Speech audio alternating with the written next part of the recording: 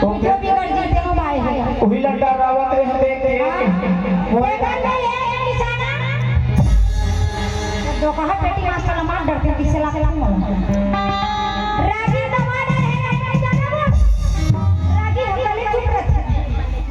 एक आध पानी अपने हटा के प्राण लहर लेके किसे ला के 65 साल ऊपर हो गए किसी का डर ऐसे दो कहा बोली सुनत होती थी और दिक्कत 65 साल का एक एक वोट में बधा लगा धड़ी ये प्रकार ये दोनों में निशाना लगे हैं धनुष्मान सिराय तो भुजा से भुजा मिले तो अच्छा तब बधा की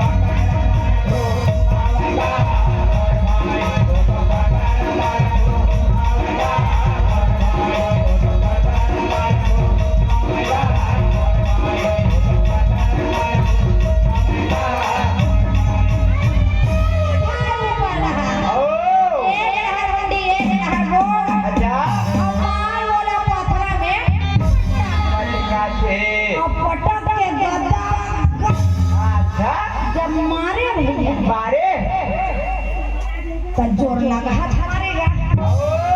अरे मुक्का का उठ गए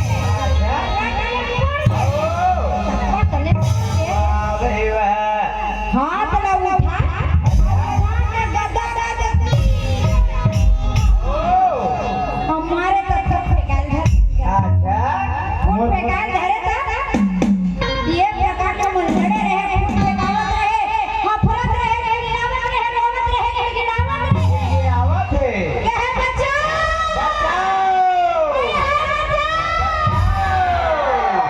कहां कौन बचाने वाला रहे कौन बचाई बबुआ आगे कहत रहे दीदी दो कहल लाज नहीं लगता बचाओ बचाओ ऐसे भगवान ना हो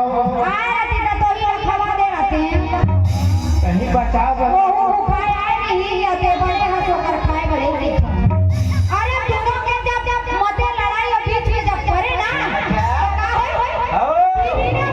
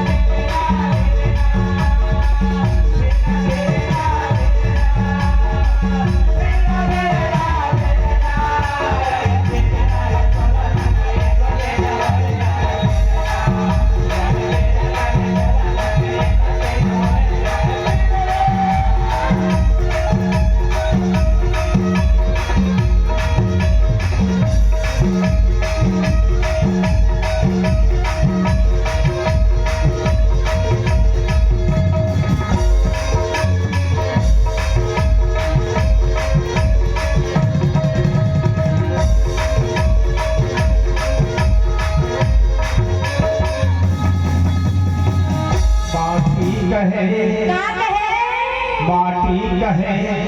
अरे धीरे धीरे रौनके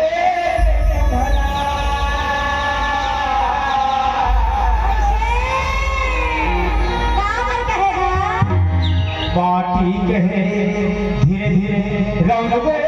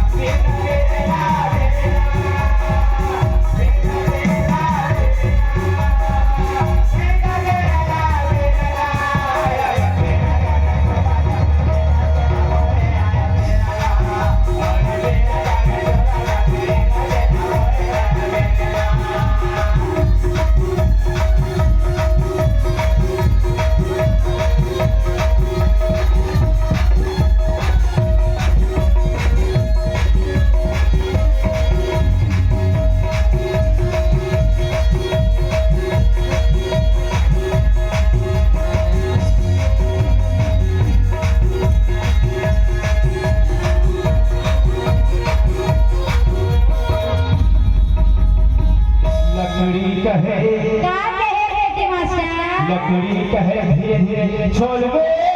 बढ़े